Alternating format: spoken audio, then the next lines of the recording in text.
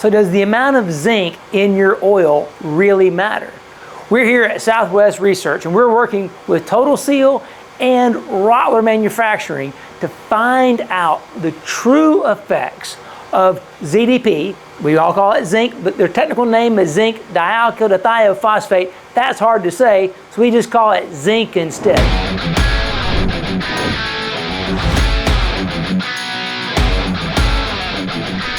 Is more ZDP actually better? Is there too much possible ZDP? We're gonna find out the answers. We're gonna study the effect of zinc levels in oils on piston ring and cylinder bore wear. This little device back here is called a TE77. It's a reciprocating rig. We can take a piece of cylinder and a piece of a piston ring and rub them together at the same heats and loads and speeds that you see in an actual engine, and it takes away all the other variables. So then we can analyze that used oil and actually see how much wear is occurring, not only by measuring the liner and the ring, but also measuring the wear metals in the used oil. So this is going to give us the idea of what's actually happening in that engine and what those zinc levels actually do.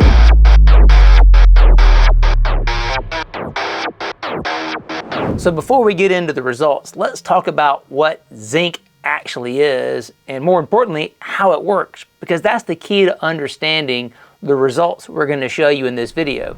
So ZDDP works because it's a polar molecule, which means it's attracted to any iron of ferrous surface, but it's not a lubricant yet. See, the zinc has to react with that iron surface under heat and load to create this sacrificial film.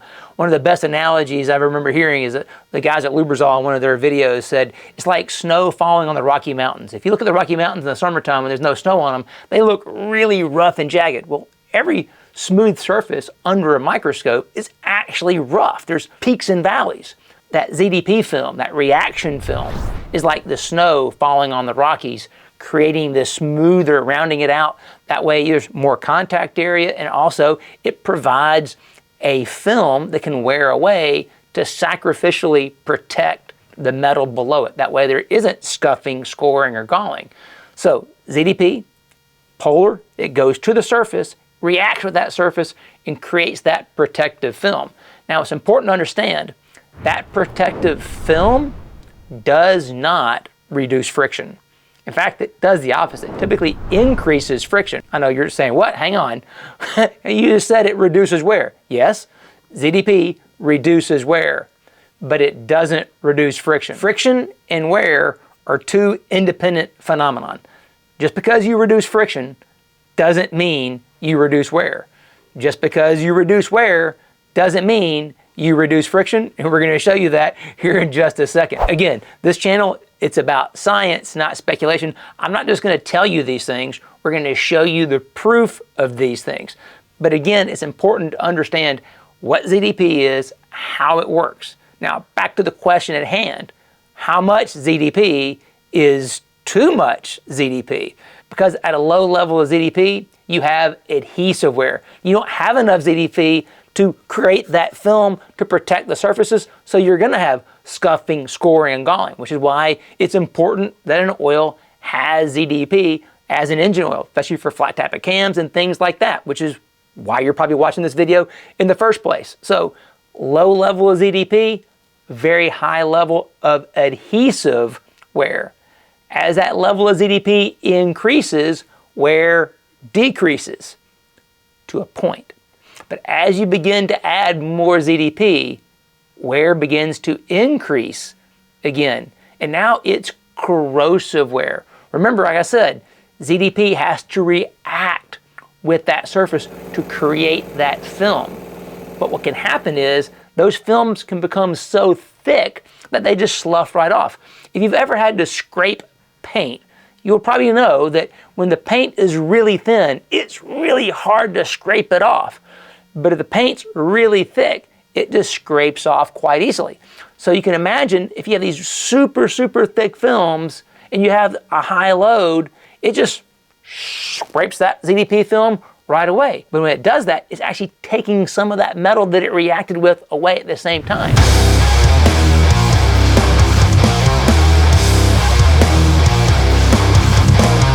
So here's a real world example of how too much ZDP can actually cause a failure.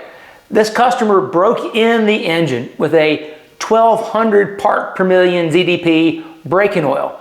Ran it for 30 minutes, they checked the valve lash, everything was good. Cam didn't fail.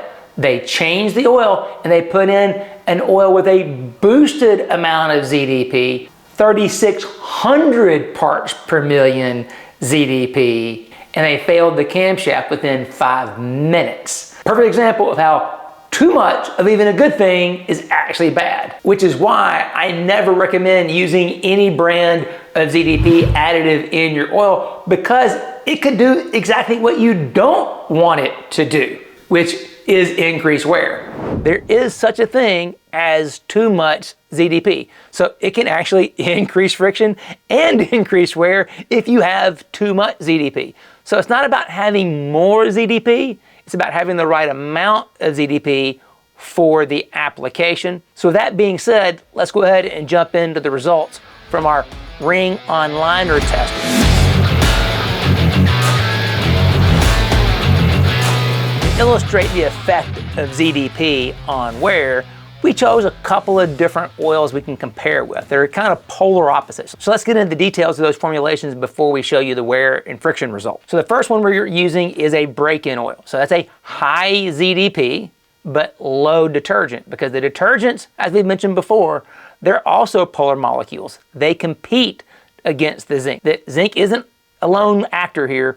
That balance between the zinc and the other additives is just as important to that zinc content by itself, which is why you should never just buy an oil off the zinc content alone. You got to look at the complete package in order to know, hey, is this the right type of oil for my application? It's not zinc alone, it's the balance of the overall additive package is what you need to look for. So in this case, we're looking at break-in oil, which is a very low detergent, 376 parts per million calcium, and then we're looking at 1,567 parts per million of the phosphorus, because while we all talk about zinc, it's really the phosphorus part of the zinc, the ZDDP, that actually does the real work. So we're going to focus on the phosphorus levels here, not so much the zinc levels, because they go hand in hand. You can't have phosphorus without zinc or zinc without phosphorus in terms of ZDDP. Looking at the API SP oil, it's 1,700 parts per million calcium. So there's as much calcium in that oil as there is ZDP essentially in the other oil, but the phosphorus is only 764. So like I said, they're kind of polar opposites. They're not exact, but for off-the-shelf products you can purchase, they gave us a pretty good comparison. One of the things you may notice here on the page is we're not just showing the oil by itself. We're also showing the ring and the liner. Why is that? Because the surface roughness, the material of the ring itself matters on how that oil works. So like I said, the ZDP isn't alone, the oil isn't alone. Remember, it's called motor oil for a reason, because the oil has to go, the metallurgy, the surface roughness of the motor makes a huge difference in how the oil works. I know, a couple of big knowledge bombs in this video. Friction and wear aren't the same thing, and how the oil works is really dependent upon the metallurgy and the surface finish of the engine you're putting the oil in. If you would like me to make a video that really digs into those details, I'd be happy to. Just mention it in the comments below. But for now, let's keep moving forward and look at this comparison a little bit. We've also added in a high performance oil.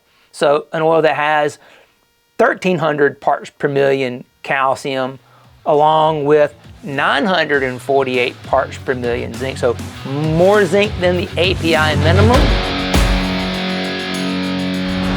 So here's the zinc level timeline. API passenger car grades, that's 10W30 and lower, have been limited to 800 parts per million maximum since 2005. Now the viscosity grades higher than that, say from a 040 all the way through a 10W60, they can have up to 1,200 parts per million since 2005, which happens to be the same amount that diesel oils have been limited to since 2010. But not all diesel oils have up to 1,200 parts per million. We'll leave a link in the description box below for a video about that. But just know that diesel oils, the maximum they can have is 1,200 parts per million. Your API grades 040 through 1060, they're maxed out at 1,200 parts per million. And anything that's a 10W30 or lower viscosity is maxed out at 800 parts per million. If all that wasn't enough, the type of zinc used also changed in 2010. That's right, there's more than one type of zinc. There's primary, there's secondary, there's short chain, there's long chain. There's all these different formulas. And today in GM Dexos 1 and API SP spec oils, they use a phosphorus retention formula ZDP, which is more friendly to catalytic converters. So that being said, let's go ahead and jump into the fun part, which is we're going to begin with the friction curves on each of these little sets of oils. So set number one is our API SP oil versus the break-in oil with the rough honed surface along with, we'll call it ring B. And you can see that the oil that has the lowest friction has the highest amount of wear. Like I said, I wasn't going to tell you these things. We're going to show you these things. And you can see that that higher level of friction from the break-in oil that has that higher level of ZDP is producing much less wear. 33 parts per million of iron compared to 142 parts per million of iron. But the friction response is completely different. That higher level of ZDP is providing that excellent protection, but it's also generating more friction due to that thicker film from that higher level of ZDP. So we flip it over, that lower level of ZDP with this really rough surface, man, it's just not enough ZDP, and we're having that adhesive wear we showed in that earlier graph. Now we can slide over and take a look at the 3D profilometer images, because that's just the friction from running these parts, and that's the used oil analysis, the amount of iron in that used oil that's giving us the wear. But we can also look at the wear scar itself, and that's what we see right here. That's a 3D image of a stripe right down the middle, because remember, that piston ring is rubbing back and forth against that section of cylinder wall. So now we can go and take a little stripe right down the middle of that, and we can look at it, and you can see those two ends where it's really red on the end, that's the unrun part. And you can see in the middle where it's red, that's where the ring is riding on the film of the oil. But then when it gets to the end, that's where it starts to that wedge, like water skiing, right? Slowing down. The skier sinks in the water. Essentially, the ring is slinking back down. That's where the additive package matters the most, is that the ring reversal when we're in called boundary condition. Because what's happening with this ring as it cycles back and forth, it's going through all three stages of lubrication every single cycle. That's why I love piston rings, right? Because every single cycle, that piston ring experiences all three stages of lubrication. Boundary, mixed, hydrodynamic. In the middle, that's hydrodynamic. That's that full film of oil. But as it gets closer to ring reversal, it begins to slow down. Now it transitions from that full film into mixed film. Then when it comes right to the very end and it stops, now it's in boundary condition. And in boundary, that's where the additive package matters the most. And you can see the most amount of wear. And you can see that back and forth. And of course, the one on top, that's where the break-in oil is. And you can see it's doing a really good job of protecting that surface, that rough surface. But down at the bottom, that lower level of ZDP, man, it's ugly. So at this point, you're like, well, wow, this is obviously a slam dunk case. You got to have more ZDP, it's better. Wish it was that easy. So remember, that was the rough hone with ring B.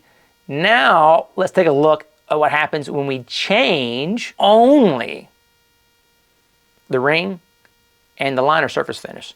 So we're going to change the ring material, and we're going to change the surface finish of the liner. Oils are all going to be the same. We'll even add in that high performance oil, and let's see what happens. So from a friction perspective, huge difference. The scale of all of these are the exact same. So you can see there's a lot less friction. Even with the break-in oil, there's lower friction this time around. But that higher level of ZDP oil, you can see that as the load increases, that little jagged line in the middle, that's the load step. Well, now all of a sudden it flips over, where the API-SP oil was having higher friction before. Once that load kept up, well, that ZDP reacted even stronger, but they were both lower friction than the break-in oil in this case. What's interesting is, we know before, well, friction and wear are two different things. So what happens when we start looking at the wear on these pairs? So when we look at the break-in oil, it actually has 15 parts per million iron. So that smoother surface with that different ring coating, now there's much less wear overall, even with the break-in oil. But now all of a sudden we're down to 6 parts per million iron with the API-SP.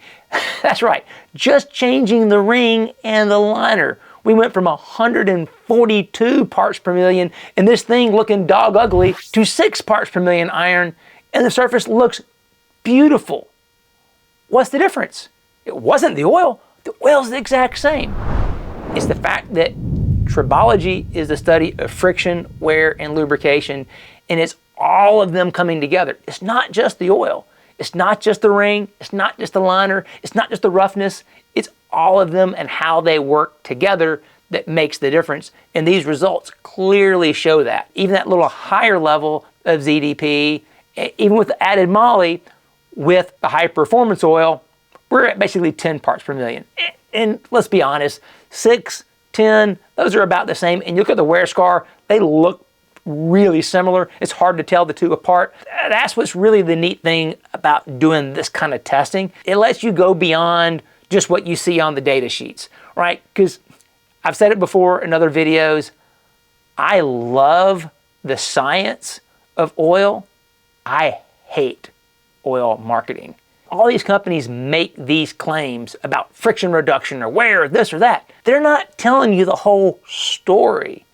And the reality is, you don't know what it's going to do in your engine, because if you're like me, I don't know what ring material is in my, well, actually I do know what ring material is in my engine, but most people don't know what ring material is in their engine. They don't know what surface finish or material the bore is. So I know what's in mine, but I still don't know how those oils are going to respond to that until I put them in my engine and I run them and I let the usable analysis tell me what's going on in my engine. Does it like that oil or not? And just because you get better fuel economy with that oil, lower friction, doesn't mean you're getting less wear in that engine.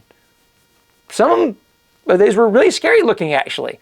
So just know that there is a difference between friction and wear and how oils respond in different tribological environments. Because that's what an engine is. It's a tribological environment.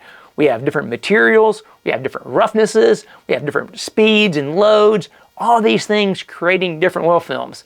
So it's a very complex environment, which means the answer is always going to be dependent upon the application. There is no one size fits all best oil. It does not exist. That's what the oil marketers want you to think, but they're wrong. And that's why I said before, I love the science of tribology. I hate oil marketing. And I think these results kind of reveal that. And like I mentioned earlier, let's go ahead and take a look at that nano additive, and I'll let you draw your own conclusions from that. So using our break-in oil as our reference, because it's nice and consistent in terms of friction, and we know that it does a pretty good job in terms of wear. With this ring and liner combination, we're at 20 parts per million iron with the break-in oil. Now let's add our nano additive. The idea of these nano particles is they're going to act like, nano ball bearings, and then we're going to reduce friction and reduce wear. Well, in this case, it did reduce friction. You can see that green line is lower level of friction than the gray line, but it also increased wear. We go from 20 parts per million of wear to 51 parts per million wear. So here are the 4 things your engine wants you to know from this video. Number 1, too much of even a good thing is a bad thing. That's right, too much zinc can actually increase wear, which is the whole reason you wanted to have a high zinc oil to begin with. And that higher level of zinc can actually increase friction. We learned friction and wear are 2 independent phenomena, so if you're trying to make the most power, you may not want the most zinc. What you want is the right balance of additives for the application. That higher level of zinc at break-in is a good thing, but you don't want it all the time. Which is why, don't play backyard chemist. Don't put any additives in your oil. Your engine will thank you. For more like this, stay tuned.